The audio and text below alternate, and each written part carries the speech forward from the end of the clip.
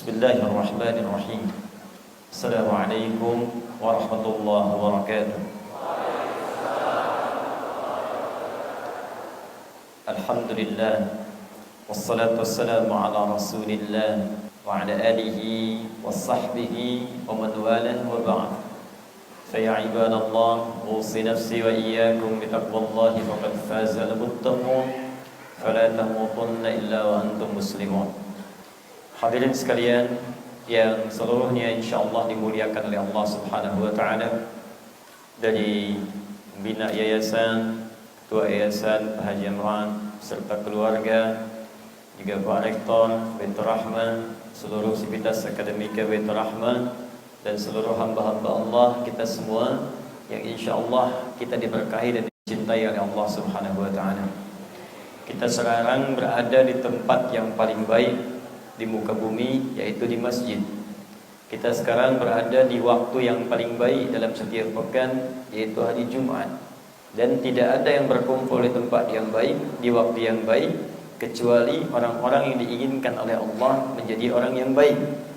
Karena ciri orang baik itu dalam ukuran Nabi SAW, di antaranya disebutkan oleh beliau di salah satu hadis yang dicantumkan oleh Al-Imam Al-Bukhari dalam kitabnya Sahih Al-Bukhari atau Al-Jami' As-Sahih Al-Musnad Al-Mukhtasar min umuri Rasulullah sallallahu alaihi wasallam wa sunanihi wa ayyamihi. Terdapat 97 pembahasan di kitab yang ketiga, pembahasan ketiga namanya Kitabul Ilmi, hadis nomor 71, jilid yang pertama, di paling kiri sebelah atas di kitabnya, riwayat sahabat Abu Hurairah dan Muawiyah bin Abi Sufyan radhiyallahu taala anhuma radhiyallahu taala anhum jami'an, menyampaikan dari Nabi sallallahu alaihi wasallam, man yuridillahu bihi khaira yufaqihuhu fid din. Man yuridillahu bihi khaira, siapapun yang diinginkan oleh Allah berubah menjadi orang baik, memiliki sifat-sifat kebaikan. Jadi bukan baik menurut orang Padang, orang Sumatera Barat, bukan orang Palembang, bukan orang Indonesia, tapi menurut Allah dan Rasulnya. Se-Indonesia menyebut Anda baik, saya sering katakan, barangkali di Cina belum tentu kenal kita. Se-Asia kita disebut baik, orang Amerika mimpi pun belum tentu bertemu dengan kita. Karena itu kalau Allah katakan ini orang baik, pasti sependuduk langit dan bumi itu akan mengakui dia sebagai orang yang baik. Dan ciri kebaikannya ternyata melekat pada satu kalimat, yufaqihuhu fid-din. Akan dibimbing dia untuk mau belajar memahami tuntunan ad-din, tuntunan agamanya. Jadi ukuran kebaikan tidak melulu terletak kepada harta. Karena Qarun pun orang paling kaya semuka bumi yang hartanya sampai sekarang masih dicari. Saya pernah bertemu seorang mau kemana? Samudra Hindia, Ustaz. Mau ngapain? Cari harta Qarun. Anda bayangkan harta Qarun sekarang masih dicari, tapi tidak mengangkat statusnya di hadapan Allah Subhanahu wa taala. Fakhasafna, kami tenggelamkan, likuifasi, ditenggelamkan ke muka bumi dengan harta-hartanya. Kalau kedudukan itu tanda kebaikan, tentulah Firaun tidak akan dinistakan, tentu Namrud tidak akan dihancurkan. Bahkan sekarang muminya masih bertahan, piramidanya masih menjulang. Teknologi sekarang belum menemukan seperti apa kemudian itu bisa dibuat. Dahsyat teknologinya. Apalagi kaum Ad, ya allati lam yukhlaq mithluha fil bilad, dan dia memiliki bangunan-bangunan dengan gaya arsitektur yang belum bisa disaingi di muka bumi sampai dengan kekinian. Tapi apakah itu statusnya baik di mata Allah? Tidak. Akan menjadi baik ketika orang itu mendapat bimbingan Allah, belajar tuntunan dari syariat Allah Subhanahu wa taala. Karena itulah di zaman Nabi banyak birokrat, banyak pejabat, banyak pendidik, banyak pedagang, banyak pengusaha, banyak rakyat, baik semua. Kalau mau cari orang paling jujur, yang itu ada. Kalau mau cari orang sabar, paling sabar ada pada masa itu. Kalau mau cari orang paling tawadhu, banyak pada masa itu. Sampai diabadikan dalam Al-Quran yang tadinya jahiliyah jadi khairu ummah. Jadi kalau ada umat baik yang pada masa itu hidup, itu yang paling baik. Ada di Al-Quran surah ketiga Al-Imran ayat 110, paling kiri sebelah atas di mushaf. Kuntum khairu ummah, kesaksian langsung dari Allah, kata Allah. Kalau Adi Hidayat yang katakan, tuan-puan boleh tak percaya, Anda boleh menolak. Tapi kalau Allah yang sampaikan kuntum khaira ummah, kalian umat terbaik, ukhrijat linnas, yang pernah dilahirkan di muka bumi untuk manusia, umat terbaik. Khair itu sifat. Dia ada 5 jenis kebaikan dalam Al-Quran. Satu tayyib. Tayyib itu kebaikan fisik, sehat, kuat, bagus, itu thayyib namanya. Makanannya sehat. Karena itu ketika Allah minta kita jaga fisik, makan makanan yang menyehatkan. Quran surah kedua Al-Baqarah ayat 168, ya paling kanan sebelah bawah di mushaf. Ya ayyuhan nas kulu mimma fil ardi halalan thayyiban. Hai semua manusia, kalau mau cari makan, ayo tempuh dengan cara yang legal, usaha yang benar, yang legal. Jangan melanggar hukum, jangan korupsi, jangan mencuri, jangan nyogok. Dapatkan. Kalau bisa mendapatkan dengan cara yang baik, kenapa harus mencari cara yang tidak baik? Kalau bisa mencari dengan cara yang soleh, kenapa menempuh cara yang salah? Toh dapatnya pun segitu juga. Jangan dikira maksiat bisa meningkatkan rezeki. Tidak. Rezeki kita itu sudah diatur. Wa fis samai rizqukum wa ma tu'adun. Quran surah ke-51 ayat ke-22. Di langit kadar rezekimu sudah ditetapkan. Walladzi qaddara fahada. Ditetapkan rezekinya dan tidak akan wafat sebelum rezekinya sempurna diberikan. Cek di hadis Al-Arba'in, Imam An-Nawawi menuliskan di 42 hadisnya, hadis yang keempat. Ya, an Abi Abdurrahman Abdullah bin Mas'ud radhiyallahu taala anhu, an Rasulillah sallallahu alaihi wasallam wa huwa shadiqul masduq. Nomor hadis yang keempat paling kiri sebelah atas.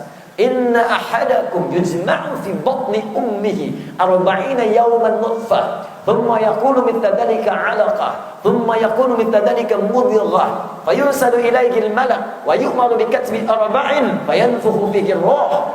Kemudian apa yang dilakukan? Bi katbi rizqihi, yang pertama menetapkan rezekinya.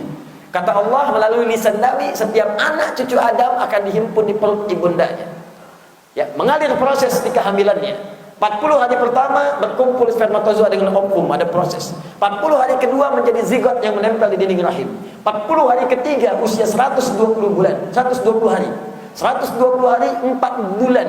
Maka mulai ditiupkan roh. Yursalu ilaihil malak, diutus malaikat, fayanfukhu fihi roh. Ditiupkan roh dari Allah Subhanahu wa taala.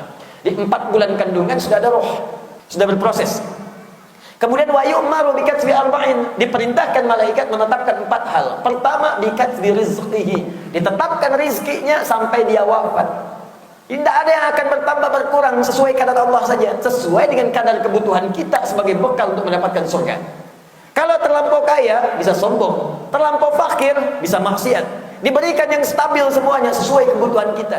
Hanya dirahasiakan oleh Allah supaya kita semangat mencarinya. Kalau diberitahu sekarang, Anda akan malas atau minimal sulit melangkah, karena kalau rezekinya sempurna, wafat orangnya. Disampaikan sekarang, Anda rezekinya itu tinggal 1000, tinggal 1000 misalnya. Begitu diberikan tinggal 1000, nggak mau kerja, duduk kayak di masjid Baitur Rahmah. Astagfirullah, astagfirullah, astagfirullah. Kok nggak keluar mas? Tinggal 1000. Capek pingsan, begitu bangun minum air baru 3 sedot meninggal. Rizki semua sempurna, tidak usah takut, cukup cari yang halal, Anda dapatkan itu. Dan maksiat tidak akan menambah rizki, menjerumuskan Anda dalam keburukan. Dapatkan itu dengan cara yang halal. Kemudian thayyibah, cari yang baik-baik yang menyehatkan tubuh kita. Jadi kalau makan, tidak semua harus dimakan. Rendang sama kuah-kuahnya silahkan, kalau ada manfaat. Makan durian bagus, tapi kalau durian satu baskom, satu truk mau dimakan, misal merusak tubuh. Maka kalimatnya halalan thayyibah, yang halal dan baik bagi tubuh kita. Anda bertanya pada orang Arab, kaifa haluk, apa kabar? Kata orang Arab, alhamdulillah ana thayyib. Artinya badannya sehat, kuat, mengkonsumsi yang baik-baik. Itu prinsip. Silahkan cek di kitab suci manapun. Cuma di Al-Quran yang mengarahkan kita pada kebaikan. Makan yang sehat-sehat. Tidak semua yang hobi mesti dimakan kalau tidak menyehatkan. Cuma kadang ada orang sehat, tapi pikirannya tak sehat. Fisiknya sehat, cuma pikirannya kotor. Karena ada Bang Tayyib tuh, 2 kali puasa, 2 kali lebaran, tak pulang-pulang. Sehat fisiknya, tapi pikirannya tak baik. Kalau pikiran ingin dinaikkan pada tingkat yang baik, jujur, bersih, tawadhu, sabar, mulia, maka berubah kalimatnya dari tayyib menjadi khair. Khair. Sehat saja tidak terlampau penting jikalau pikirannya pun tidak mulia. Maka Al-Quran menginginkan kombinasikan fisiknya sehat, pikirannya mulia. Sifat disebut khair. Kalau jadi sikap disebut dengan ma'ruf. Jujur itu khair. Tapi kalau disogok tidak merespon, itu namanya ma'ruf. Sabar itu khair. Dicaci tidak mencela, dicaci tidak membalas untuk mencela, itu ma'ruf namanya. Karena itu khair dan ma'ruf disandingkan dalam satu ayat di Al-Quran, surah ketiga ayat 104. Wal takum minkum ummatun yad'una ilal khair wa ya'muruna bil ma'ruf. Ajak kepada yang baik dan praktekkan, jangan cuma jadi sifat. Karena kalau jujur itu cuma jadi sifat dan tidak jadi perilaku, maka manfaatnya tidak akan terasa. Kemudian apakah yang baik semua dikerjakan karena Allah? Belum tentu. Ada yang belum beriman, di Amerika pun banyak orang baik, tapi kebaikannya belum tentu dikerjakan karena Allah. Ada yang nyumbang, bikin sumbangan untuk jalan, bikin untuk bangunan, bikin sekolah. Beriman tidak? Belum tentu. Nah, kalau perbuatan itu dikerjakan karena Allah, karena iman, maka berubah namanya menjadi yang keempat, ma'ruf menjadi ihsan. Thayyib, khair, ma'ruf, ihsan. Ihsan itu mengerjakan semua kebaikan hanya karena Allah saja. Rumusnya ada di hadis Muslim, nomor hadis yang ke-8. An Abi Hafs Umar bin Khattab radhiyallahu ta'ala anhu qala Rasulullah sallallahu alaihi wasallam ketika ditanya oleh malaikat Jibril, "Mal ihsan?" Apa itu ihsan? Kata Nabi, "An ta'budallaha ka'annaka tara, fa in lam takun tarahu fa innahu yarak." Engkau menjadikan semua aktivitas sebagai ibadah karena Allah saja. Karena Allah. Bangun rumah sakit, banyak yang bangun, non muslim juga bangun. Tapi ketika Pak Haji Amran bangun ini lillah, karena Allah, ihsan. Bangun sekolah, asasnya asas keislaman, ihsan, karena Allah. Banyak orang makan, tapi apa semua yang dimakan karena Allah? Belum tentu. Bismillah, makan karena Allah, ihsan. Karena itu keberkahannya beda. Ketika dimakan karena Allah, jadi tenaga untuk kebaikan. Beramal solehnya mudah. Mau sholat gampang, baca Quran gampang, infak gampang. Anda makan banyak, tapi ibadah berkurang, itu tandanya makanan tidak berkah. Minum banyak, untuk baca Quran susah, minumannya tidak ada keberkahan. Harta banyak, tapi untuk zakat, infak, sedekah sulit, dalam harta tidak ada keberkahan. Maka jika dikerjakan semua karena Allah, merasa Allah mengawasi, ihsan namanya. Dikumpulkan yang 4 ini, badannya sehat, sifatnya mulia, sikapnya bagus, dikerjakan karena Allah. Thayyib, khair, ma'ruf, ihsan terkumpul jadi satu, namanya berubah menjadi salih. Salih. Karena itu setiap ibu yang sedang mengandung pasti berdoa kepada Allah minta anak yang menjadi salih. Itu sudah fitrah. Ada di Quran surah ke-7 ayat 189. Falamma taghasyaha hamalat hamlan khafifa famarrat bi falamma afqalat da'awallaha rabbahuma la in ataitana salihah. Ketika suami istri mulai bergaul, istri mulai mengandung, kandungan ringan sampai berat, sampai menjelang kelahiran, maka fitrah seorang ibu bahkan suami itu akan berdoa kepada Allah. Ya Allah, tolong menjadikan lahirnya anak yang soleh, anak yang soleh, anak yang soleh. Bahkan selevel Nabi Ibrahim pun, selevel Nabi minta anak soleh. Buka Quran surah ke-37 ayat yang ke-100. Qala rabbi habli minas salihin. Ya Allah, anugerahkan aku anak yang soleh, fitrah. Ingin berkumpul 5 tadi. Saya belum pernah dengar ada seorang ibu berdoa, Allahumma ij'al waladi thayyiba. Ya Allah, jadikan anak saya anak yang thayyib. Tidak pernah dengar. Jadikan anak saya anak yang ihsan, belum pernah dengar. Tapi ya Allah, jadikan anak saya anak yang salih, salih. Selevel Nabi Ibrahim, Abul Anbiya, bapak para nabi. Kenapa disebut para nabi? Hampir semua keturunan dari jalur kanan kirinya semua menjadi nabi. Jalur kanan misalnya Sayyidah Sarahnya, istri yang pertamanya, lahir Ishak alaihissalam. Ishak melahirkan nanti Yakub. Yakub turun ke Yusuf. Dari Yusuf nanti turun lagi ada Musa, Daud, Sulaiman sampai ke Nabi Isa alaihissalam. Keponakannya ke atas naik lagi, Isa ibunya Maryam. Maryam naik ke atas Hannah. Hannah bersuamikan Imran. Imran keponakan Zakaria, nabi lagi. Jalur kirinya Nabi Ismail alaihissalam, dari Sayyidah Hajar. Dari Ismail alaihissalam lahir siapa? Nabi Muhammad SAW. Muhammad bin Abdullah bin Abdul Muttalib bin Hashim bin Abdul Manaf bin Qusay bin Murrah bin Kilab bin Ka'ab bin Ghalib bin Figir bin Malik bin Nadar bin Kinana bin Khuzaimah bin Mudrika bin Ilyas bin Nizar bin Mudar bin Ma'ad bin Adnan bin Adli bin Adli bin Muqawwam bin Nagur bin Tarikh bin Ya'rub bin Yasjub bin Nabit bin Ismail alaihissalam bin Muhammad alaihissalam. Salih. Kakek datuknya minta jadikan keturunan hamba solih. Lahir Nabi Ismail, keturunannya solih juga, Nabi Muhammad SAW.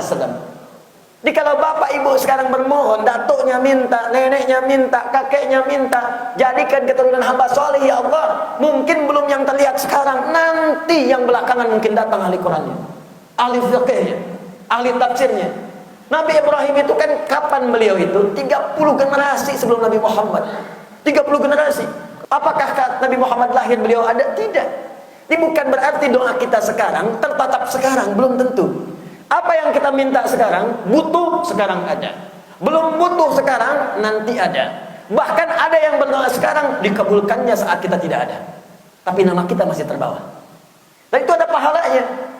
Dan yang paling dahsyat, hasil doa ini akan melahirkan sebuah sosok, bahkan sosok ini yang menggandeng dia ke surga. Saya ingin berikan rahasia. Ini diantara kita saja ya.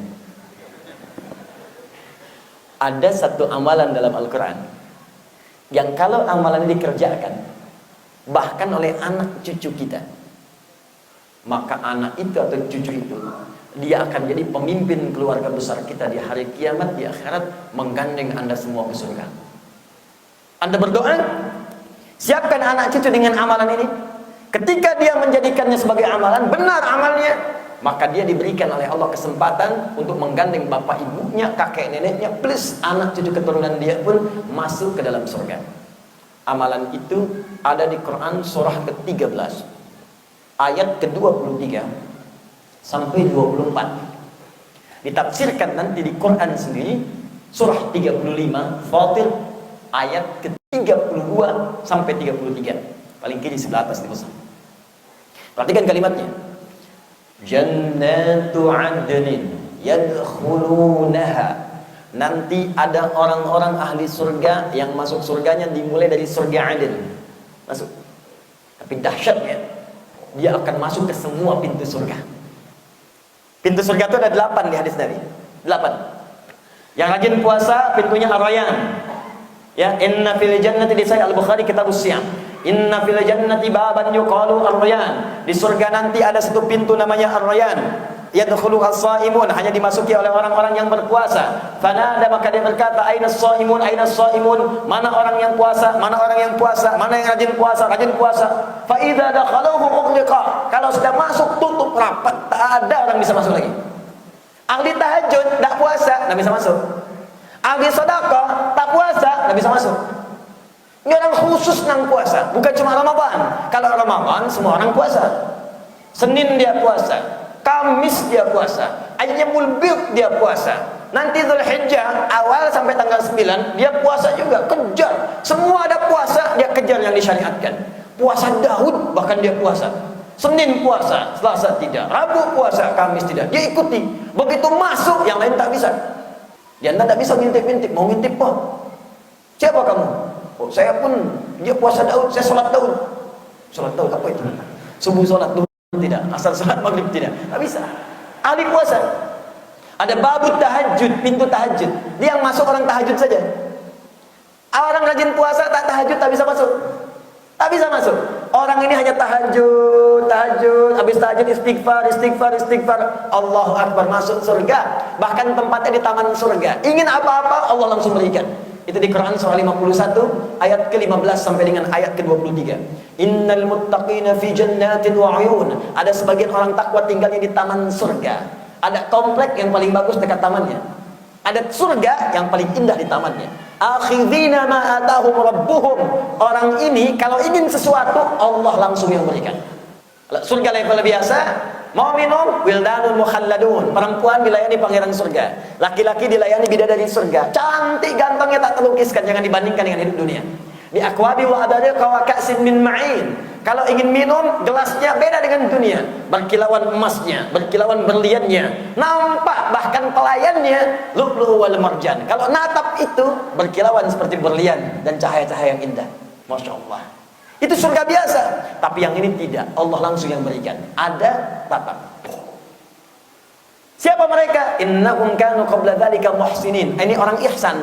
Apa amalannya? Kanu qalila minal laili ma yahja'un. Orang ini kalau malam sedikit tidurnya. Sedikit saja tidurnya. Ya, kalau Allah sudah sampaikan jangan tambah, jangan kurangi. Kata Allah sedikit tidur, Anda tambah sedikit-sedikit tidur. Beda mana? Kurangi sedikitnya, tidur, hilang mana? Sedikit tidur, banyak tahajud, banyak bangun, lepas itu istighfar. Wabil asharihum yastaghfirun, ahli surga. Ada pintu sedekah, ada pintu infak. Dikasih surga seluas langit dan bumi. Quran surah ketiga ayat 133 sampai 134. Wasari'u ila magfiratin min rabbikum wa jannatin arduha as-samawati wal ardu uiddatil muttaqin. Ada orang takwa yang akan mendapatkan rumah di surga seluas langit dan bumi. Silahkan mau maraton, mau sepedaan. Sini ada Tour de Singkarak sepedaan. Sana silahkan tur pakai sepeda. Ujungnya bumi, ujung langit. Akan ketemu. Luas. Siapa mereka ini? Alladzina yunfiquna fis sarra'i wad dharra. Yang senang infak saat di dunia. Infak. Dapat rumah seluas langit dan bumi. Tapi yang ini, yang tadi saya cakap di awal, beda dia. Dia akan masuk surga, semua pintu dia masuki dan disambut oleh semua malaikat. Wal malaikatu yadkhuluna 'alaihim min kulli babin. Malaikat menyambut dia di setiap pintu surga dan mengatakan salamun 'alaikum bima sabartum. Selamat karena Anda sabar telah mengamalkan amalan saat di dunia. Ada orang sabar mengerjakan amalan ini, masuk surga, dikunjungi malaikat semua, masuk ke setiap pintu surga. Assalamualaikum ahli puasa, pergi dulu ya. Assalamualaikum ahli tahajud, berangkat dulu ya. Assalamualaikum ahli sedekah, saya naik dulu ya. Dia semakin naik. Karena nanti di hadis At-Tirmidzi itu nama aslinya Muhammad bin Isa At-Tirmidzi, nomor hadis 2915. Nanti orang ini, saya bacakan hadisnya, akan diminta masuk surganya dengan membacakan kembali amalan yang saat dia bacakan di dunia. Di amalan dia saat di dunia diminta dikerjakan untuk masuk surganya. Setiap dibacakan naik ke atas sampai tingkat yang paling tinggi. Setiap naik mengunjungi pengunjung surga, penghuni surga di pintu itu. Naik. Dahsyatnya, wa man salaha min abaihim, dia bisa gandeng bapak ibunya, kakek neneknya. Jadi pemimpin. Wa azwajihim, pasangannya. Kalau dia laki-laki, gandeng istrinya. Kalau dia perempuan, gandeng lelaki, suaminya. Ustaz, bagaimana kalau dia belum nikah? Kalau laki-laki gandeng bidadari, paling minimal 70 bidadarinya. Kalau perempuan pangeran surga. Jangan tatap saya, jauh beda. Jauh beda sekali, jauh. Indah, sama, pangeran surga beda, semua dapat. Anak keturunannya ikut, wa dzurriyyati, bukan aulad. Kalau aulad anak langsung, dzurriyyah, anak punya anak lagi, punya anak lagi sampai selesai. Semua masuk, dipimpin oleh orang ini. Siapa orang ini? Ahli Quran. Ahli Quran yang sibuk dengan amalan Qurannya saat di dunia. Dan jangan dikira itu cuma ustaz, tidak. Ada yang pejabat, ada diplomat, ada birokrat, ada pengusaha, ada pedagang, ada kalangan rakyat, ada pelajar. Bukankah Ali bin Abi Thalib ahli Quran dan beliau pengajar? Bukankah Abu Hurairah ahli Quran dan beliau seorang pelajar? Bukankah Amr bin As seorang ahli Quran dan beliau seorang birokrat? Bukankah Umar bin Khattab ahli Quran, beliau punya seorang pejabat? Bukankah Abdurrahman bin Auf seorang ahli Quran, beliau seorang pengusaha? Bukankah Muawiyah seorang ahli Quran, beliau seorang diplomat? Semua bisa menjadi itu semua. Dan dahsyatnya, sebelum naik ke surganya, turun langsung ayatnya. Quran surah ke-35 ayat 33. Jannatu 'adnin yadkhulunaha, sama persis kalimatnya, yuhallawna fiha min asawir. Ada orang masuk lewat surga Aden, ahli Quran, sebelum masuk kata Allah hiasi dulu dia dengan perhiasan. Bedakan dengan yang bukan ahli Quran. Maka dipakaikan jubah kehormatan, fayulbasu ilaihi libasal karamah. Dipakaikan mahkota kehormatan, tajul karamah. Diberikan gelang-gelang emas indah, pakaiannya sutra, walibasuhum fiha harir, pakaiannya sutra, baru pimpin keluarganya. Diparadukan kepada semua penduduk langit dan bumi. Ahli Quran. Faqra wa qara fa inna akhira qiraatika akhir manzilatika. Langsung Allah firmankan, kamu naik ke surga, dan sebelum naik bacakan Al-Quran yang biasa engkau bacakan saat di dunia. Jadi setiap dibacakan naik. Selesai bacaan, di situ tempat tinggalnya. Karena itu sebagian mengatakan ada nanti masuk surga menyesal.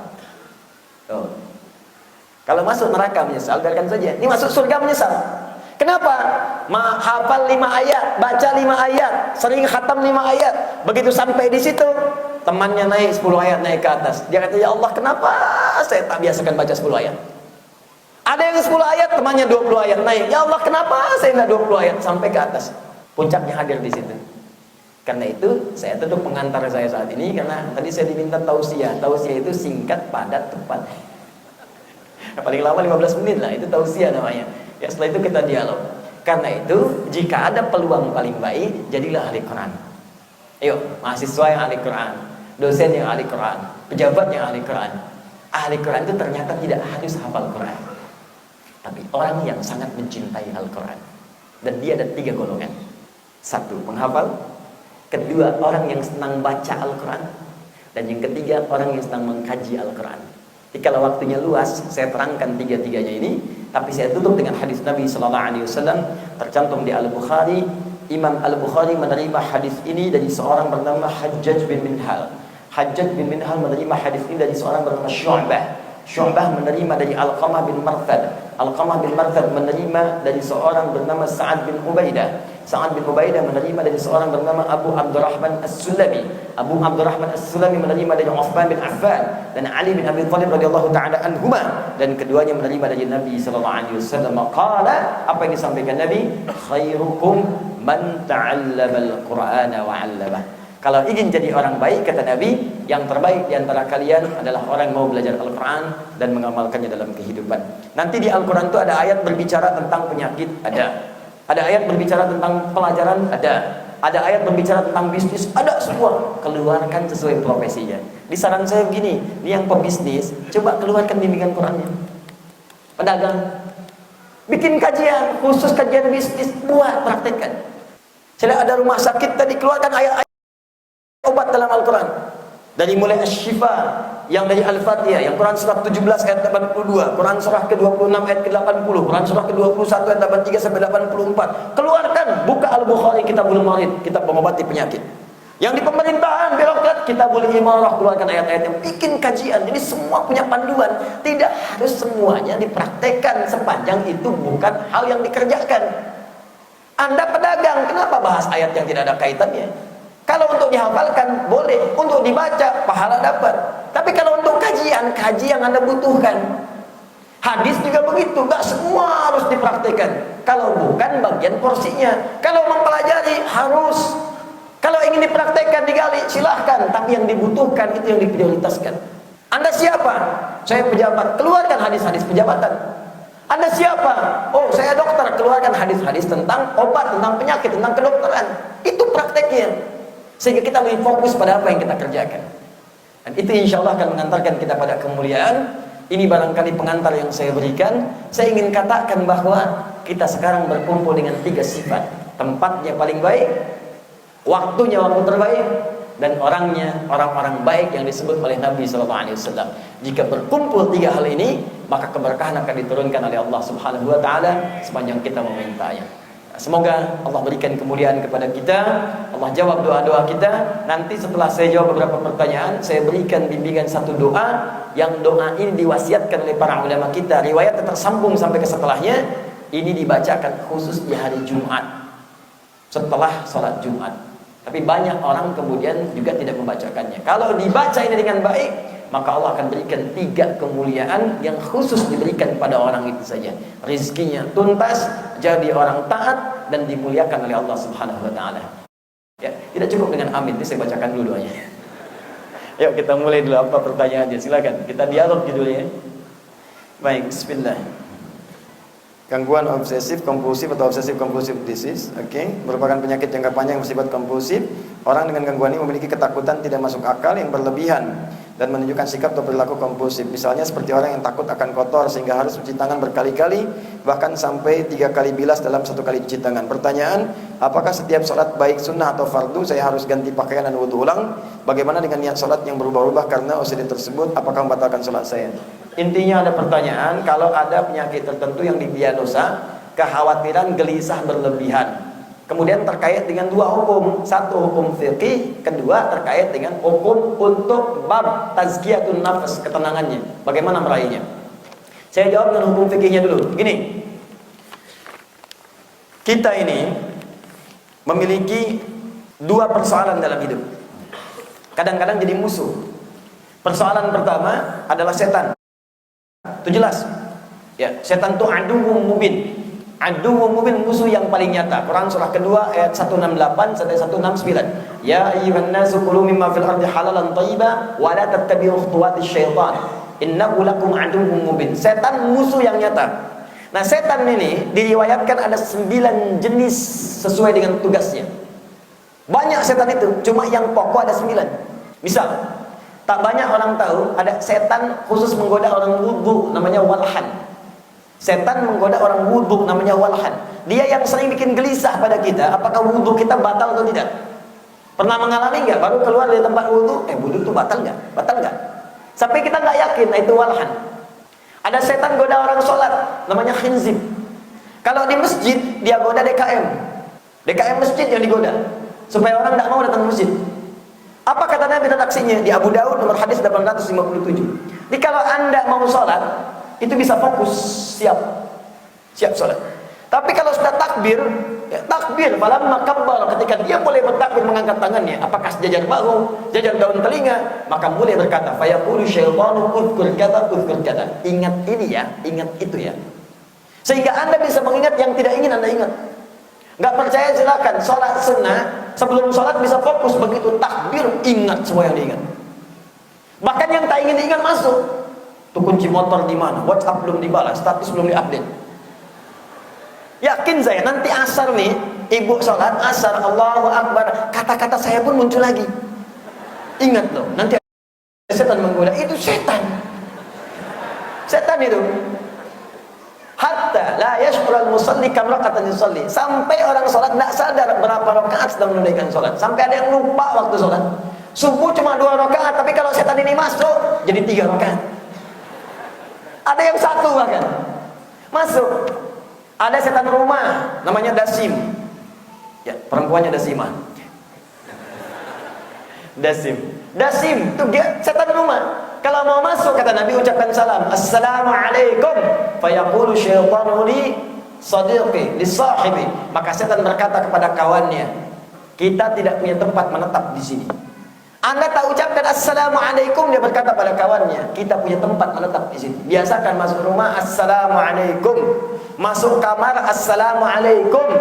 Karena itu jangan tanya lagi. Kalau anda pulang dari kantor, pulang berniaga, pulang merantau, masuk rumah itu kosong, masuk pasti hati tidak enak, pasti gelisah. Jangankan ditinggal merantau, pulang dari sini masuk kamar, perasaan tidak biasa. Ucapkan, ada orang tak ada orang, Assalamualaikum. Tak ada jawaban, bagus. Waalaikumsalam, persoalan. Namanya Dasim. Saya ajarkan nih pada anak-anak, yakin. Anak saya kecil dulu, yang pertama saat usia 3 tahun dah saya ajarkan. Kakak masuk kamar, ucapkan Assalamualaikum. Ada setan namanya Dasim. Dia masuk kamar, dia praktekkan. Assalamualaikum Dasim, dia sebut namanya. Supaya keluar. Jadi pertama, untuk membantu yang semacam ini, muncul kaidah dalam fikih, al-yaqinu la yuzadu bisyak. Kalau sudah yakin, itu tidak akan dipengaruhi oleh keraguan. Maka pertama, kalau ada masalah fikih seperti ini, berlindung kepada Allah Subhanahu wa taala. Sebelum wudu berlindung, a'udzubillahi minasyaitonir rajim.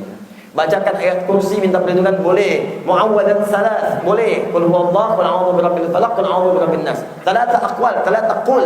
Qul minta sama Allah, boleh. Berlindung. Ketika kita bermohon kepada Allah, Allah menjaga supaya setan tidak memberikan waswas. Yang kedua, kalau sudah berwudu selesai itu langsung yakin suci.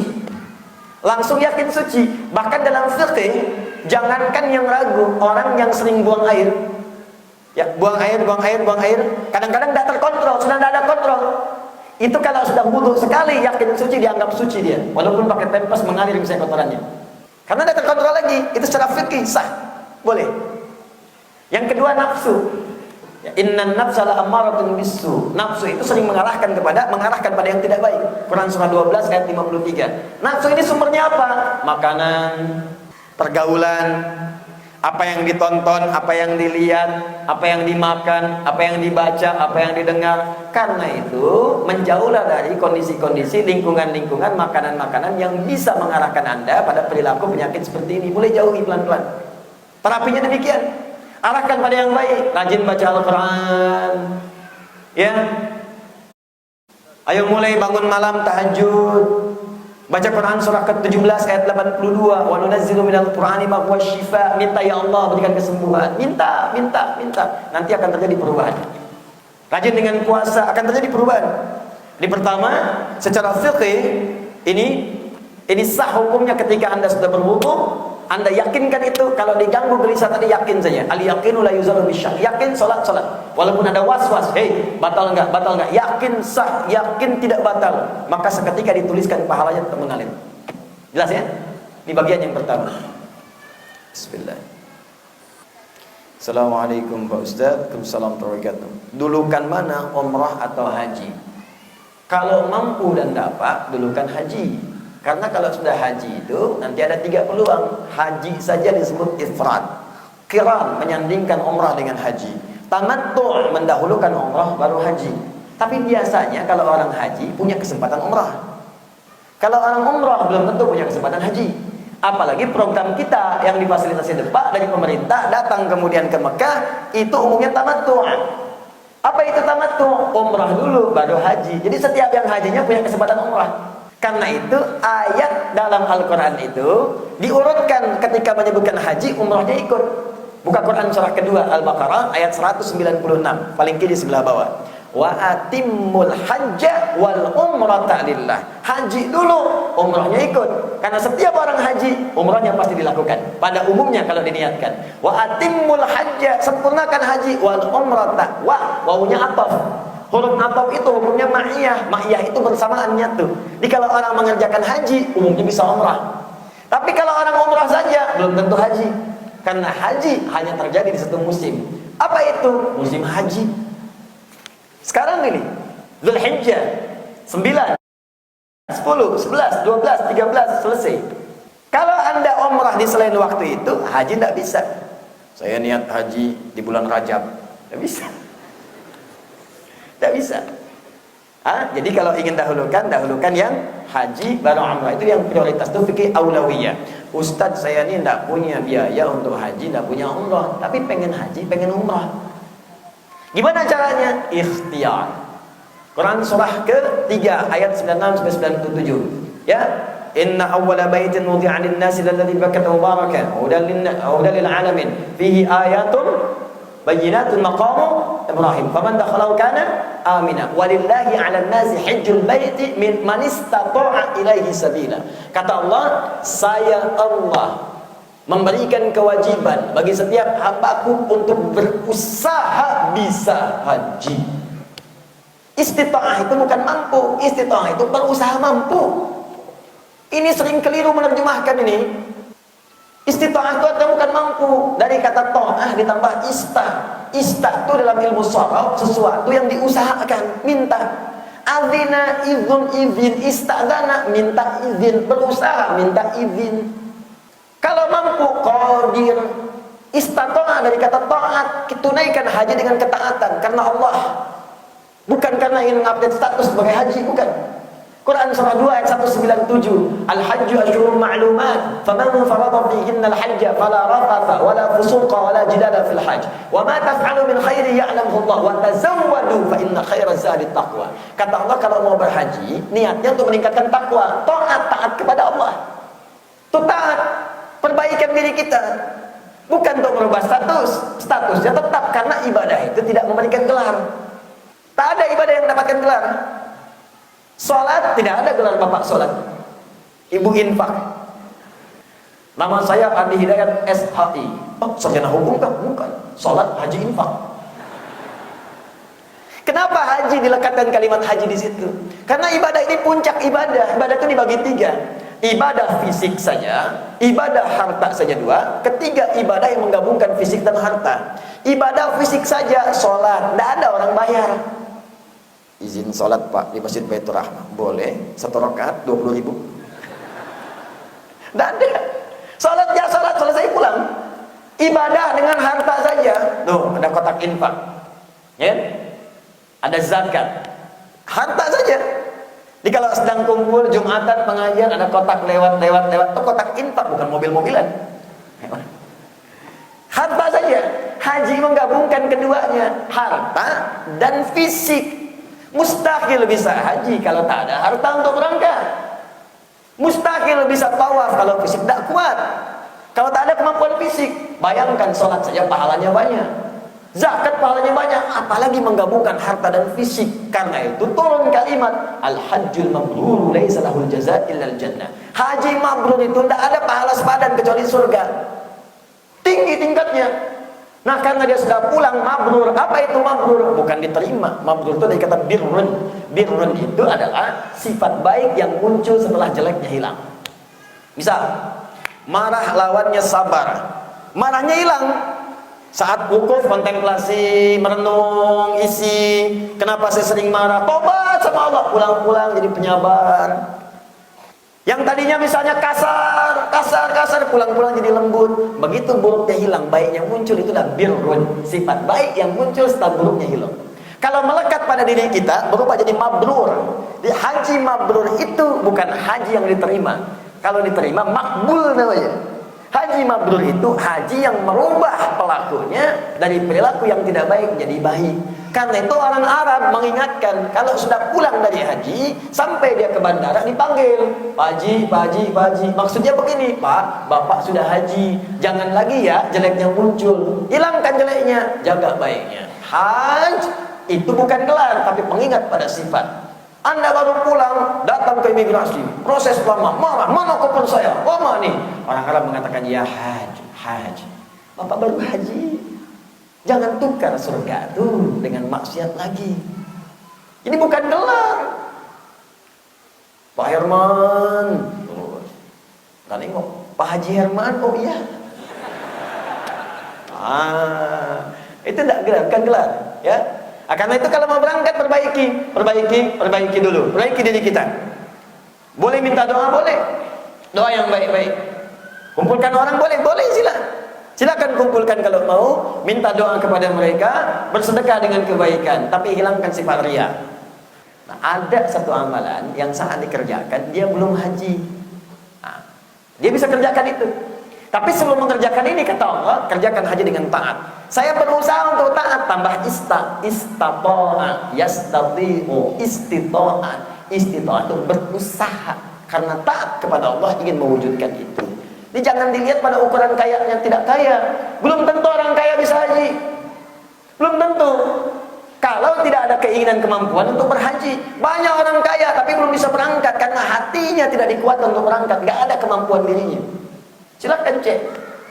Tapi jangan dikira kalau belum ada harta pun nggak bisa haji, belum tentu. Usaha, niatkan untuk berhaji. Saya pernah menyaksikan langsung teman-teman kisah nyata pemulung datang kemudian menjelang Idul Adha ke satu masjid bawa map. Begitu disampaikan, DKM-nya mengira sudah mau minta sumbangan hewan kurban. Kata DKM-nya, ya nanti kami siapkan ya, Bapak Ibu tenang saja. Bukan Pak, kami datang kemari bukan ingin minta sumbangan, kami justru ingin berkorban. Kaget DKM. Apa? Kami ingin berkorban, kami malu. Bertahun-tahun menerima hewan korban, sekarang pengen korban. Alhamdulillah Pak, selama ini mulung, dari hasil mulung dijual, kami bisa berkorban. Niatnya sih pengen haji, cuma minimal bisa berkorban dulu. Viral kisahnya, viral. Sampai kemudian oleh Allah mengguncang aras sampaikan ke bawah pada orang-orang kecil di bumi.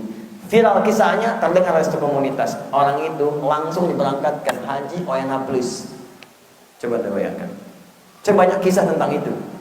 Tapi yang saya ingin katakan, ayo berusaha. Nih haji berusaha dulu, nabung.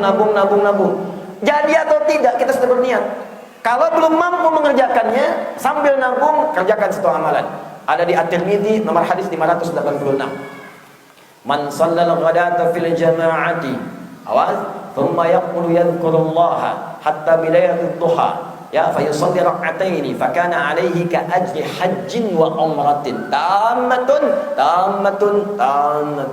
Siapa yang menunaikan salat subuh berjamaah atau di masjid dan dia tak lantas pulang berzikir karena Allah, ada yang baca Al-Quran, ada yang dengarkan ta'lim, ada yang berzikir dengan kalimat thayyibah, ada yang menghafal Quran, dia zikir sampai tiba awal duha, namanya syuruk, sekitar 1 jam dari waktu subuh.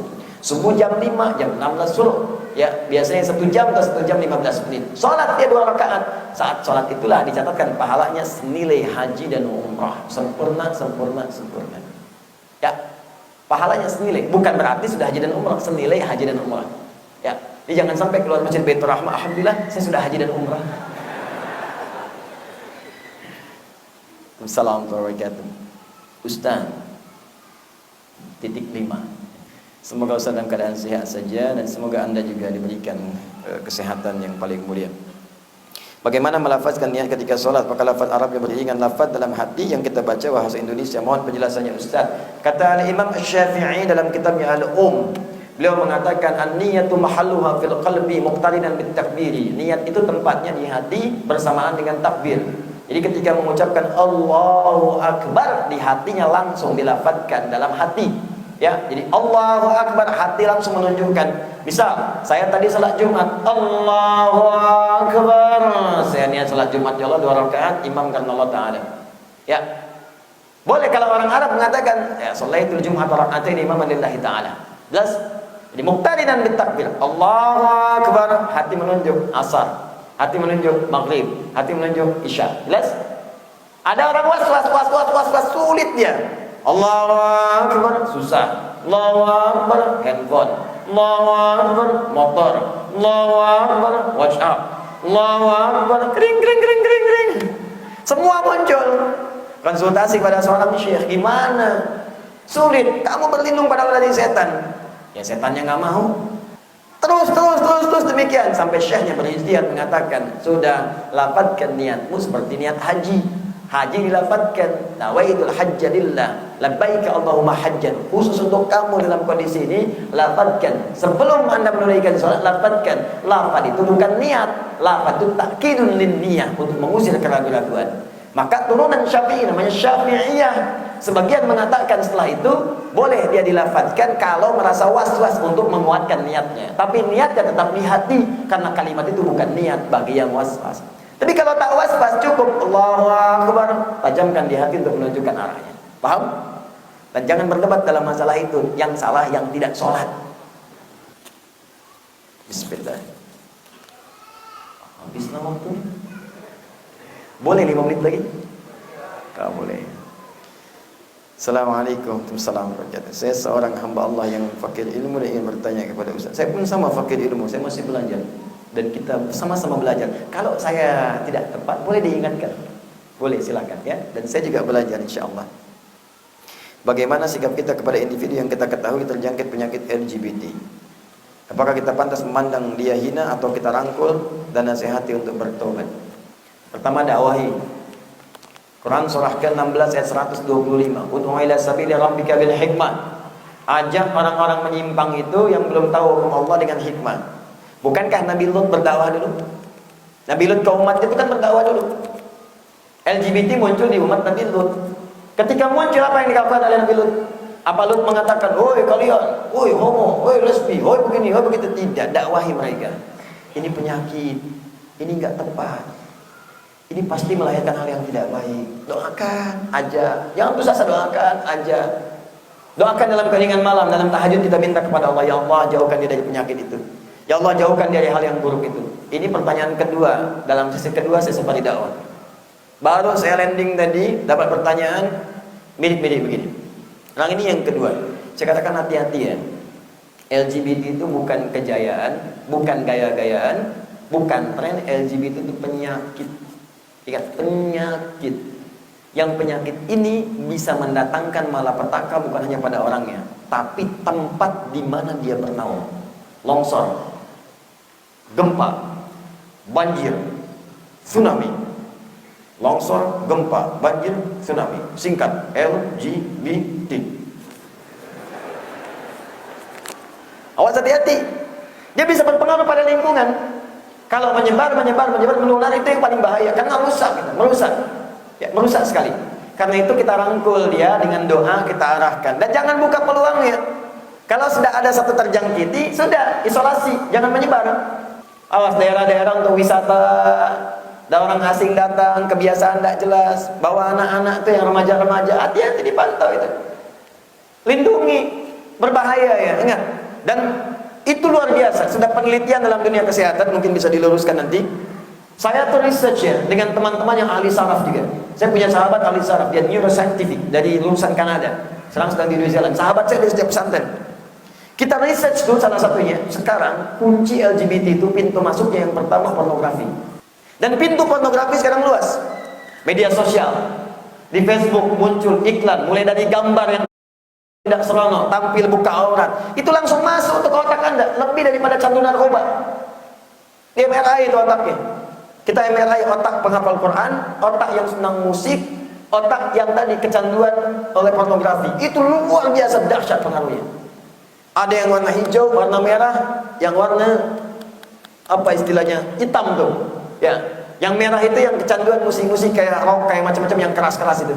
Ya, yang hijau itu yang sering dibacakan Quran, cepat.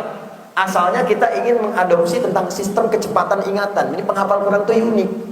Diminta menghafal Quran, terus dibacakan hafalan sepersekian detik itu bisa keluar. Kan kita kalau mengingat ini disampaikan informasi, disimpan di bagian otak kita. Kalau dibutuhkan dia muncul. Anda jam 5 sore kemarin ada di mana? Dicari. Penghafal Quran dahsyat, baru dimintakan. Qul huwallahu ahad. Setelah itu apa? Sepersekian detik Allahus samad. Bagaimana itu bisa muncul? Di MRI otaknya dilihat cara masuknya, cara nyimpan, cara keluarnya, supaya diterapkan dalam metode pendidikan. Dibandingkan ternyata otak yang terjangkit pornografi itu bahaya. Itu pintu masuk LGBT sekarang. Quran surah ke-49 ayat 13. Ya ayyuhan nas, wahai semua manusia, inna khalaqnakum min dzakarin wa untha. Kami ciptakan semua manusia cuma ada dua jenis. Dua, satu zakar laki-laki, dua perempuan. Jadi tidak ada yang ketiga. Manusia itu cuma dua. Kalau Anda manusia, pasti satu di antara dua ini.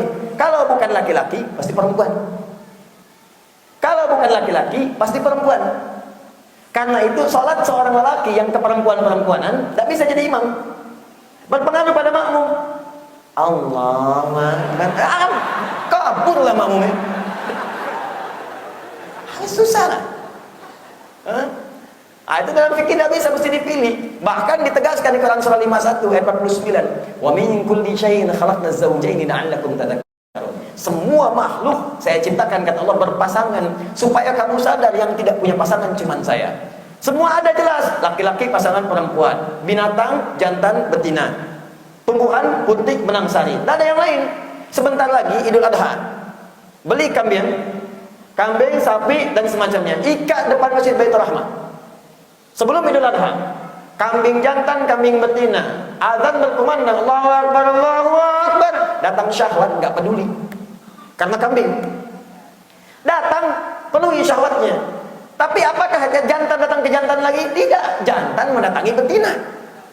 Kambing saja yang tidak punya akal, paham pasangannya. Kenapa kita manusia tidak mengerti pasangan kita? Dan saya belum pernah dengar, wah di Sumatera nih ada tawaran, ini kambing pak harganya cuma 20.000. Kok bisa? Homo. Nah, karena itu kita doakan ya, doakan. Itu sakit, kalau sakit tuh dicoba disembuhkan. Yang dicela itu perbuatan yang bukan orangnya. Ajak doa sama Allah, minta dan jauhkan dia dari yang tadi unsur pornografi untuk macam-macam. Terakhir, hati-hati, orang yang terjangkit LGBT itu meninggalnya tuh pasti kena penyakit yang tidak mudah.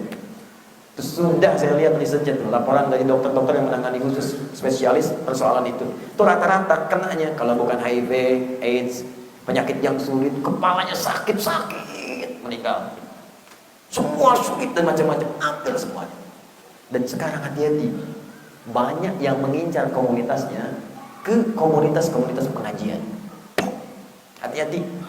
Jadi jangan sampai berhijrah tapi senang nonton yang tidak bagus. Itu pintu pertama itu.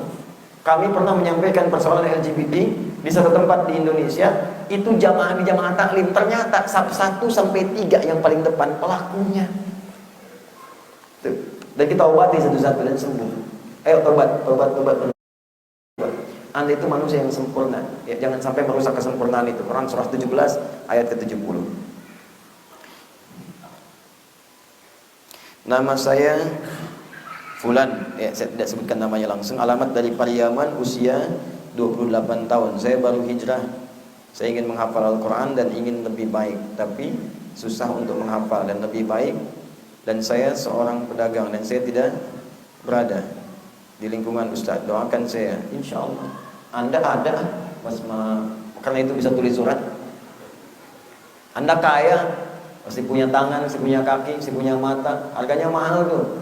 Mata tuh mahal. Mau saya tukar mata Anda dengan 2 juta? Tidak. Mau saya tukar jantungnya dengan 20 juta? Tidak mahal.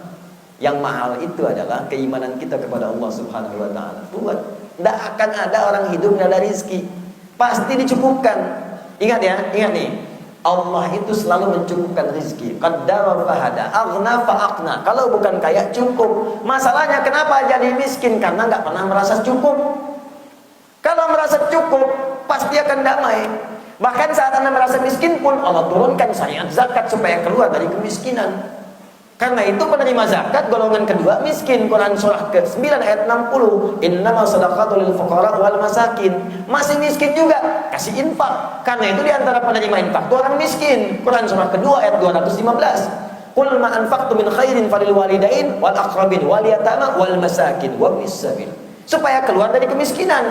Zakat sudah, infak sudah, sedekah sudah, masih miskin juga karena Anda yang pengen miskin. Keluar dari situ. Keluar dari curhatannya, yakin kepada Allah, mulai menghafal Quran. Syarat menghafal Quran bukan jadi ustaz. Syarat menghafal Quran bukan jadi imam. Syarat menghafal Quran mencintai Qurannya. Mulai sekarang hafalkan. Pedagang silakan, banyak pedagang menghafal Quran. Main ke Bekasi, ada kelas pedagang di sana. Penghafal Quran, 400 orang. Kelas dunia usaha, dari direktur sampai tukang cukur menghafal Quran. Ada kelas dokter, 400 sampai 1000 orang. Dokter mata, dokter gigi, dokter jantung, dokter spesialis, dokter umum menghafal Quran. Belajar ayat-ayat kedokteran dalam Al-Quran. Keturunkan jadi kurikulum. Alhamdulillah. Nah, jadi silakan, tidak ada batas. Kita sering mendoakan insyaallah semoga dimuliakan oleh Allah Subhanahu wa taala insyaallah. Dan tidak ada batasan umur. Mau 28 tahun, mau 82 tahun bisa. Ada nenek usia 82 tahun. Hanya dibacakan Quran oleh cucunya tiap hari. Bacakan, bacakan, bacakan, bacakan. 2 tahun hafal Quran sempurna 30 juz. Ya. Sudah lewat 5 menit nih. 1 menit lagi ya. Bismillah. Saya bingung Ustaz. Assalamualaikum. Baik, mari kita lihat. Ketika saya jadi imam sholat di Kota Padang, saya sir zikirnya Ustaz. Namun ketika di kampung saya zikir dengan jahar Ustaz. Ketika saya bertanya sama Ustaz, zikir jahar dilarang oleh Allah. Apa yang harus saya lakukan?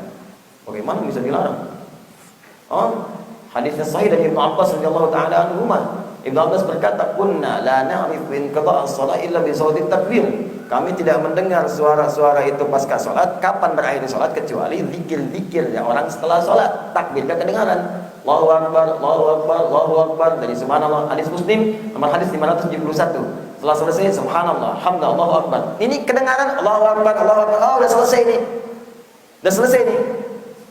Ya. Setelah itu ada yang sir. Pertanyaannya kapan? Sir kapan jahar? Ilmu itu yang penting. Jangan sampai kita hukumi ini salah, ini bid'ah, tapi kita nggak tahu kaidahnya. Nah, mari saya ajarkan pertama kali gini. Awal mula ajaran Nabi zikir itu dengan jahar. Awal mulanya. Hadis Muslim nomor hadis 571. Hadis Muslim nomor hadis 573. Ketika Nabi selesai salat, Nabi menghadap kemudian ke jamaahnya. Kadang miring setengah, kadang miring lurus, kadang tidak menghadap. Lalu beliau mengatakan, ya, perhatikan. Subhanallah, subhanallah, astagfirullah, astagfirullah, astagfirullah. Allahumma antas salam, minkas salam, tabarak ya dzal jalali wal ikram. Sekarang naik sini Mas. Satu orang. Naik sini, ada apa? Bagus ya. Nanti ini colek itu sampai ke belakang, enggak ada yang naik. Minta mic-nya satu. Minta mic. Ini bisa kan? Ah, jazakallah khair. Salim aja. Pegang nih. Sini ya, sini. Ada sini, dekat sini. Cek. Ya, sampaikan ya. Saya ulang. Ya, sampaikan ya. Sekarang ya. Subhanallah walhamdulillah wala ilaha illallah wallahu akbar. Ya. Subhanallah walhamdulillah wala ilaha illallah. Allahu akbar. Kedengaran? Ibu dan bapak, bayangkan kalau pertama kali Nabi selesai sholat, kalimatnya begini.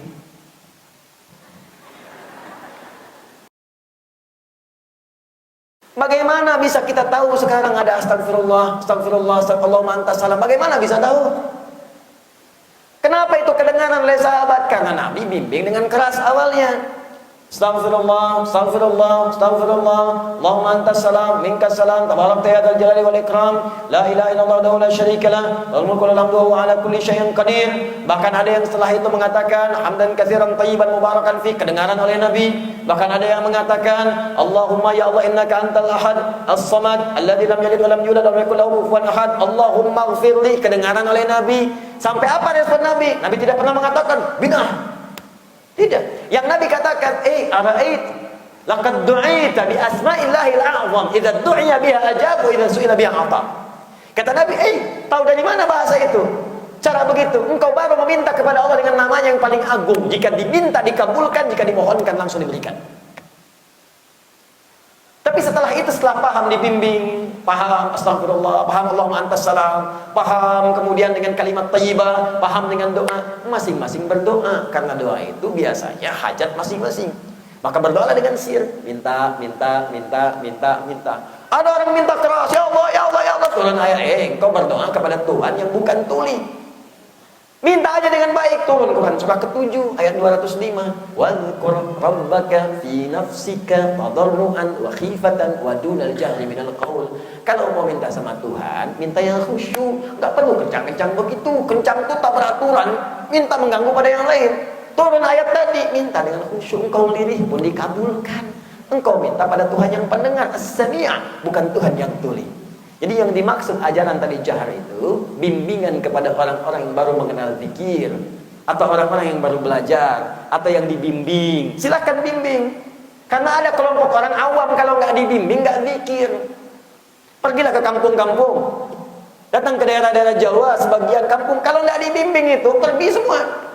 Nggak berpikir, maka dibimbinglah di situ. Kalau sudah advance, sudah naik, sudah kelas, sudah paham, cukup sir saja. Silakan sir masing-masing. Paham ya? Assalamualaikum warahmatullahi wabarakatuh. Assalamualaikum warahmatullahi wabarakatuh. Astagfirullah. Oh, advance. Tidak. Oh, ini kelasnya kelas pemula nih. Bukan. Itu sesuai dengan hajat hidupnya. Paham? Mau di sini terus? Khair insyaallah. Jadi boleh jadi Anda pulang ke kampung masing-masing, lihatnya masih ada yang dibimbing. Mungkin tuh orang awam yang butuh bimbingan, dibimbinglah, enggak apa-apa.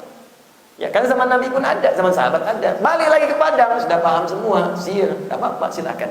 Dua-duanya benar. Yang salah? Tidak baca pun tidak salah, cuman kehilangan keberkahannya.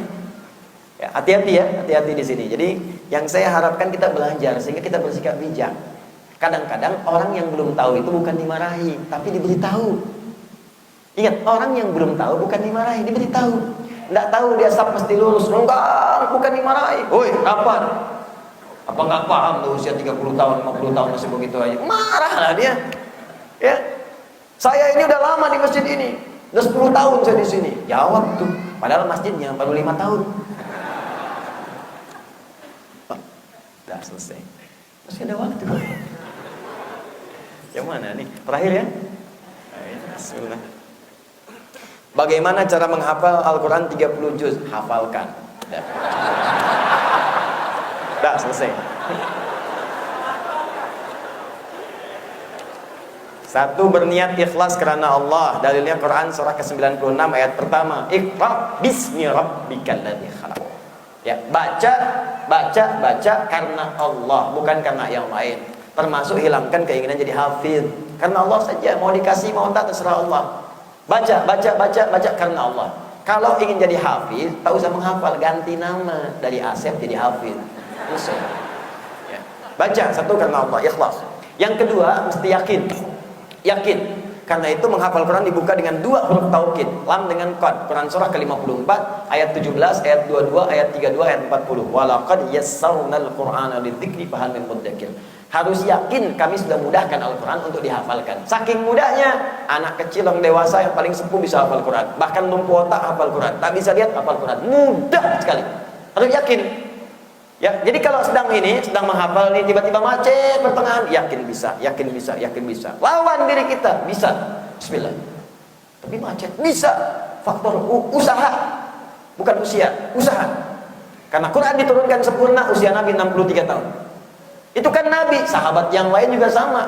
Abu Bakar berapa usianya? Umar berapa usianya? Sempurna menghafalkannya. Yang ketiga, tingkatkan takwa kepada Allah untuk mempermudah hafalannya. Karena kalau Anda tingkatkan takwa, ilmu datang. Apa dalilnya? Quran surah kedua di akhir ayat 282, paling kiri sebelah bawah. Wattaqullah wa yu'allimukumullah. Tingkatkan takwamu kepada Allah, maka Allah akan tambahkan, ajarkan kepada kamu tambahan pengetahuan. Puncaknya dimudahkan hafalan Quran. Apa dalilnya? Quran surah ke-75 ayat 16 sampai 18, paling kanan sebelah bawah. La tuhaddik bihi lisanaka lita'jala bi. Inna 'alaina jam'ahu wa Qur'ana fa idza qara'nahu fattabi'al Qur'ana. Kata Allah, jangan cepat kamu gerakkan lidahmu untuk bisa cepat menghafal menguasai Al-Qur'an. Cukup ikuti bimbingannya, dibacakan oleh malaikat Jibril, kami tanamkan kemudahan dalam jiwamu untuk mengikutinya. Dibacakan, langsung hafal. Bacakan, hafal. Ada orang yang baru dibacakan sekali, langsung hafal, tertanam dalam jiwanya. Itu kan Nabi, Ustaz? Tidak. Al-ibratu bi'umumil lafzi la bi khususis sababi. Kaidah ulumul Quran asbabun nuzul.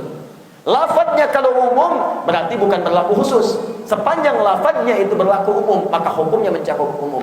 Artinya, kalau kita mengikuti Nabi, taat seperti Nabi, bangun tahajud, rajin sedekah, rajin puasa, yakin dengan Allah, berdoa akan dimudahkan oleh Allah. Buktinya Al-Imam Al-Bukhari, nama aslinya Muhammad, punya bapak namanya Ismail, punya kakek namanya Ibrahim, kakek buyutnya Al-Mughirah, yang buyutnya Al-Bardizbah, tinggal di kota Jufah, kecamatannya, kabupatennya Bukhara, provinsinya Khurasan, negaranya Uzbekistan. Karena dari Bukhara, maka dikenal dengan Al-Bukhari. Rumusnya tambahkan alif lam dan i di akhirnya untuk menunjukkan nama daerah. Ana Al-Bukhari, saya berasal dari Bukhara. Anda namanya siapa misalnya? Saya Doni dari Padang, ana Doni Al-Padangi. Ada Syekh Yasin Al-Padangi, Syekh Ahmad Khatib Al-Minangkabawi, Syekh Nawawi Al-Bantani, Syekh Abdul Somad Al-Palembang. Itu ulama-ulama besar masa lalu. Anda siapa misalnya? Saya adalah Michael Chaniago dari Payakumbuh. Ana Michael Chaniago Al-Payakumbuhi. Ya. Kalau orang Jakarta jarang ngaku, bilangnya Betawi karena nggak enak. Ya. Maka apa yang dilakukan Imam Al-Bukhari? Berdoa kepada Allah. Bapak ibunya minta supaya dikuatkan hafalannya, dikuatkan ilmunya, dikuatkan hati. Bapak ibunya soleh. Cuman maaf secara singkat saja, begitu lahir usia 2 tahun bapaknya meninggal. Tapi ibunya masih kuat, single parent bu. Banyak perempuan single parent di masa lalu yang berhasil mendidik anak. Imam Syafi'i single parent, bahkan menggendong anaknya dari Palestina ke Makkah bu, supaya bisa belajar. Digendong, tawaf, disimpan di halaqah ulama sampai jadi imam besar. Jadi imam besar. Sampai ketika beliau kemudian ke Irak, kata ibunya, jangan pulang, ketemu aja di akhirat nanti. Jangan pulang, supaya bisa belajar dengan baik. Tiba-tiba orang Irak datang, setiap datang ke Mekah cerita Syafi'i, qala Muhammad bin Idris Syafi'i, qala Muhammad bin Idris Syafi'i. Penasaran ibunya tanya, itu ulama besar Irak. Siapa Syafi'i itu? Dia tuh orang Mekah, masih muda, datang ke kami. Kata ibunya, dia anak saya. Bilang sama Syafi'i, pulang ke sini, ibu udah kangen, nggak jadi ketemu nanti, karena datang bawa ilmu. Disampaikan ke sana, senang orang semua. Syafi'i boleh pulang. Akhirnya karena senang ulama besar mau pulang kampung, datang ke Mekah, dibekali semua, kasih makanan, kasih unta, macam-macam. Datang dengan santri di perbatasan Mekah, dia mengabari pada ibunya, diutus santri. Ini sunnah, kalau mau bertamu kasih kabar, bukan datang diam-diam. Sunnahnya kasih kabar, saya mau datang ya, datang supaya yang punya rumah siap-siap. Jangan sampai tiba-tiba depan pintu, kasihan orang nggak bisa menjamu Anda, nggak enak juga, nggak nyaman juga. Itu bukan kejutan namanya. Ya, sunnahnya bukan dikasih kabar, dikasih kabar. Begitu santrinya datang ke rumah ibunya, ketok pintu, siapa? Saya santrinya Imam Syafi'i. Ada apa? Beliau pulang bu, masya Allah. Bawa apa Syafi'i ke sini? Bawa unta bu, 100. Makanan banyak, wah hebat Syafi'i. Bilang sama Syafi'i, balik lagi sana, saya nggak butuh itu semua. Wah, balik bingung. Datang lagi santrinya balik ke Imam Syafi'i. Begitu nyampe ke Imam Syafi'i, apa yang terjadi? Imam, kata ibu, gak usah datang, balik lagi. Kamu bilang apa tadi? Saya ditanya, Syafi'i bawa apa? Saya bilang bawa unta banyak, bawa makan. Salah kamu. Wah ibu saya gak mau terima itu semua. Akhirnya apa? Dibagikan semua unta makanannya, dibagikan semua ke penduduk Mekah pada saat itu. Bagikan. Cuman bawa kitab aja 1. Katakan pada ibu saya, Syafi'i datang membawa kitab. Balik lagi, tapi yang diutus bukan yang itu, yang lain lagi. Datang lagi, begitu datang, siapa kamu? Murid Syafi'i. Yang tadi kan sudah, ini beda. Kenapa? Syafi'i tiba bu. Apa yang dibawa oleh dia? Syafi'i datang membawa kitab. Katanya unta, nggak ada unta bu, dan dibagikan semua. Yang ada hanya bawa kitab. Sampaikan pada Syafi'i, cepat pulang ke sini, ibu merindukannya. Single parent, berjuang sendirian, melahirkan seorang anak yang luar biasa. Al-Imam Ahmad bin Hanbal, muridnya Imam Syafi'i, single parent ibunya. Setiap malam bu, kalau musim dingin, dimasakkan air, diwudukan oleh ibunya.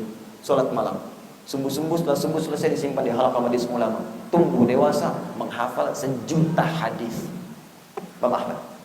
Imam Al-Bukhari, bapaknya meninggal, ibunya berikhtiar, kuat, berusaha. Cuma kadar Allah, ujian Allah datang, usia 4 tahun, matanya buta. Secara medis permanen, secara klinis gak bisa sembuh. Tapi buta mata diganti dengan tajamnya hati. Ibunya terus berdoa, ibadah, tajam. Dibawa ke halaqah Quran, usia masih kecil, 4-5 tahun, datang ke majelis ilmu, kutab waktu itu. Dibacakan surah Qaf oleh syekhnya.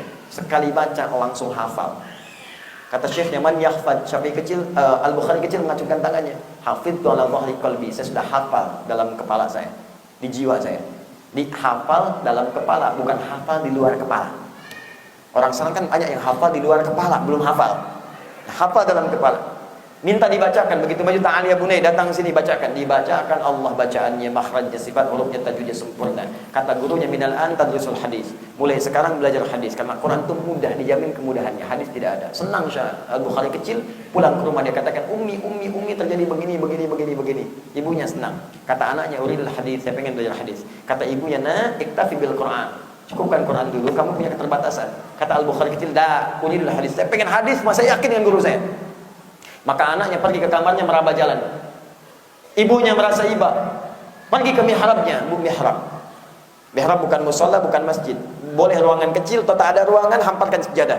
Tapi hanya khusus untuk ibadah saja. Jangan campur dengan yang lain. Ingat ya, baca Quran di situ, tahajud di situ, sholat di situ, wirid di situ. Tapi status dunia keluar. Makan jangan di situ, terima telepon jangan di situ, dan jangan bikin status di situ. Ciklik sedang di mihrab. Nah, buang ibadah saja di situ. Maka mihrab akan menjadi tempat dengan 2 fungsi. Satu, cepat mendatangkan rezeki.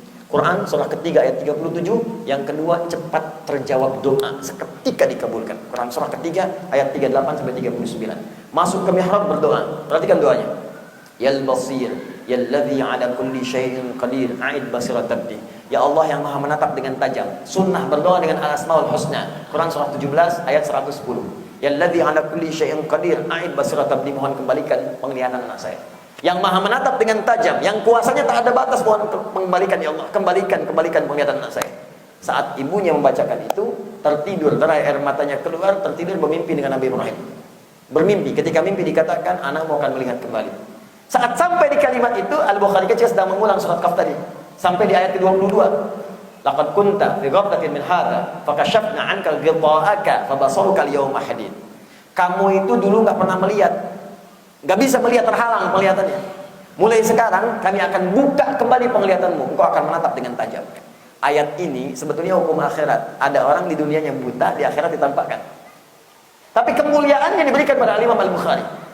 Doanya ibunya kuat, anaknya berusaha kuat maksimal dengan cahaya Al-Quran. Dia ulang sampai di ayat itu. Begitu menyebut wabasaruka al-yawma hadid, pandanganmu akan menatap kembali dengan tajam, terbuka, langsung bisa melihat kembali. Lompat kaget dikejar ibunya. Ummi laqad ra'aitu. Mama, saya bisa lihat lagi nih. Ibunya kaget bangun mengatakan, ra'aitu bil qalbi. Mungkin kau melihat dengan mata hatimu. Kata anaknya, kalla bal bi'aini. Tidak, Ma. Tapi mata saya lihat sekarang. Ini mama pakai baju ini, di samping kita ada benda-benda ini. Berpelukan keduanya. Dari situlah belajar hadis sampai menyelesaikan Sahih Al-Bukhari selama 16 tahun. Sebagian ditulis di Mekah di Masjid Al-Haram, disempurnakan di Masjid Nabi di Madinah. Berkah dari Al-Quran, mendapatkan kemuliaan sampai tadi ada kesembuhan dan hal-hal yang sangat dahsyat. Apa yang didapatkan di situ? Bagaimana bisa sekali baca kemudian langsung bisa hafal? Meningkatkan takwa di hadapan Allah Subhanahu wa taala. Bangun malam, tahajud. Nabi itu sampai tahajud kaki bengkak. Rakaat pertama paling minimal 100 ayat. Nabi ahli surga, rakaat pertama kaki bengkak. Ada orang pengen sholat, pengen surga, baru takbir mata bengkak. Ya, cukup ya? Saya kira cukup. Saya sudah berikan bonus sekitar 35 menit. InsyaAllah kita berjumpa kembali. Kami harus langsung ke Padang Panjang ini ya. Kemudian ke Bukit Tinggi, ke Payakumbuh. Besok nanti kembali lagi ke Padang. Ya, kemudian langsung kembali ke Jakarta. saya ingin menepati janji dulu, saya ajarkan satu doa. Doa ini sering dibacakan di hari Jumat setelah sholat Jumat. Ini doa warisan para ulama kita sampai punya riwayat ke masa-masa salaf sebelumnya. Singkat, 3 yang diminta. Anda boleh ikuti. Allahumma Allahumma ikfina ikfina Allahumma kfina bihalalika an haramik wa aghnina bifadlika amman siwaka wa bi ta'atika an maksiatik. Baik, cukup sampai di situ. Itu doa minta 3 hal, biasanya dimohonkan saat setelah selesai salat Jumat. Itu wasiat para ulama kita. Ya Allah, mohon anugerahkan kepada hamba semua yang halal dalam hidup, jauhkan dari yang haram. Maka Anda akan dijaga. Anda para suami, matanya akan dijaga oleh Allah supaya tidak menatap yang haram-haram yang bukan mahram Anda. Dari harta-harta yang haram Anda akan dijaga. Kalau Anda pelajar, dari perbuatan haram akan dijauhkan. Kemudian yang kedua, ingat betul, bifadlika amman siwa. Ya Allah, minta keutamaan. Jadi kalau sedang bekerja, dikasih pekerjaan yang paling utama. Kalau belajar, dikasih kemudian jurusan yang paling utama, nilai yang paling utama. Kalau surga paling utama. Dan yang terakhir, ini yang paling indah, bi ta'atika an maksiatik. Ya Allah, jaga supaya sampai wafat saya mengerjakan amal soleh yang taat dan jauh dari maksiat. Panjatkan setiap selesai Jumat. Kalau belum tahu lafadznya, nanti silahkan cek ulang rekamannya. Ya, kalau belum terbaca dengan baik, boleh dengan bahasa Indonesia dimohonkannya. Satu, minta kepada Allah, ya Allah, jaga saya dengan yang halal, jauhkan dari yang haram. Yang kedua, minta keutamaan, bebaskan dari selain yang utama. Dan yang ketiga, minta ketaatan sampai akhir hayat hingga berpulang kepada Allah Subhanahu wa taala. Sekira itu yang saya bisa sampaikan. Mohon maaf bila ada hal-hal yang kurang yang dirasakan tidak berkenan. Nabi SAW menutup taklimnya dengan 3 cara. Kadang hamdalah saja biar cepat. Yang kedua, berdoa dan diaminkan oleh sahabatnya. Dan yang ketiga, menutup dengan doa kifaratul majlis. Saya dengan Jumat tadi sudah banyak saya berdoa. Karena itu kita tutup saja dengan hamdalah doa kifaratul majlis. Namun sebelumnya saya mengucapkan terima kasih kepada seluruh stakeholder di Baitur Rahmah ini, baik dari yayasan ataupun juga rektoratnya. Jazakumullah khair. Dan terakhir, saya sudah infokan ke Pak Wali Kota Padang. Barusan pagi tadi bertemu. Hari ini tepat jam 12:30 mendarat Parlemen Perwakilan dari Sudan, mendarat di Jakarta, khusus datang untuk menemui kami untuk menyerahkan MOU untuk beasiswa. Beasiswanya ada 2 jenis. Satu untuk yang kami seleksi, ya setahun sekali kami kirim 25 orang. Yang kedua, khusus di kampus Quran akan didik sebagai ahli Quran, diberikan kami 10 orang. Untuk tahun ini saya berikan semua untuk Sumatera Barat melalui Pak Wali Kota. Silahkan Anda datang ke Pak Wali Kota. Itu cinta saya kepada teman-teman warga Padang, warga Sumatera Barat. Saya datang, saya berikan semua. Datang ke Pak Wali Kota, coba dicek semua. Kalau memenuhi 30 juz, segera infokan. Kami berangkatkan nanti 2 pekan setelah Idul Adha ini, kalau berkasnya semua tuntas. Ya, kami sendiri kalau mampu kami hantarkan ke sana. Ya, insyaallah itu yang bisa saya sampaikan. Subhanakallahumma bihamdika asyhadu an la ilaha illa anta astaghfiruka wa atubu ilaik. Wa akhiru da'wana alhamdulillahi rabbil alamin. Assalamualaikum warahmatullahi wabarakatuh.